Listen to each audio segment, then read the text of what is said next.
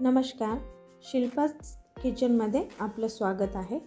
आज आपण आपल्या चॅनलवर पुदिना चटणी कशी बनवायची याची रेसिपी पाहणार आहोत। ही चटणी तुम्ही पराठ्यासोबत, वडीसोबत, कोथिंबीर वडीसोबत किंवा कोणत्याही स्नॅक्ससोबत खाऊ शकता आणि ही आरामात फ्रीजमध्ये 1 आठवडा टिकते एअरटाईट डब्यामध्ये जर ठेवल्यानंतर। चला तर मग आपण रेसिपीला सुरुवात करूया। त्यासाठी मी 10 ते 12 लसूण पाकळी घेतलेल्या आहेत, 1.5 इंच अद्रक, 3 हिरवी मिरची, मुठभर कोथिंबीर आणि त्याच्या हाफ पुदिना घेतलेला आहे, अर्धी मूठ पुदिना घेतलेला आहे। आता हे आपल्याला मिक्सरमधून बारीक अशी पेस्ट करून घ्यायची आहे।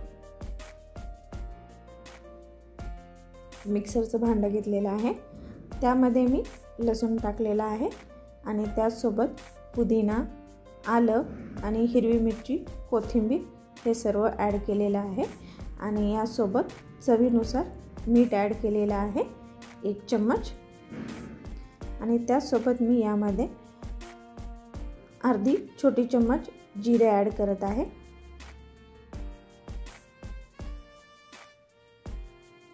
आणि त्यासोबत यामध्ये अर्ध लिंबू पिळून घेत आहे मी। लिंबू पिळल्यामुळे आपल्या चटणीचा कलर तसाच राहतो, चटणी काळी पडत नाही। तुम्ही लिंबाचा रस जरूर ॲड करा, याला स्किप करू नका।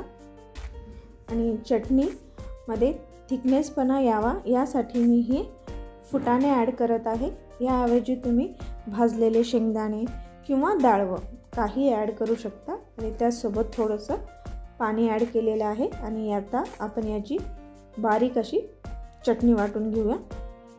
ही पहा, चटणी तयार झालेली आहे। ही मी कोथिंबीर वडीसोबत खाण्यासाठी बनवलेली आहे, त्याची लिंक मी डिस्क्रिप्शन बॉक्समध्ये देते, जरूर ट्राय करा आणि ही चटणी आणि कोथिंबीर वडीचा तुम्ही जरूर स्वाद घ्या। पुन्हा भेटू एका नवीन रेसिपीमध्ये, तोपर्यंत नमस्कार। आणि व्हिडिओ आवडल्यास नक्की लाईक करा, शेअर करा, सबस्क्राईब करा आणि शिल्पाज किचन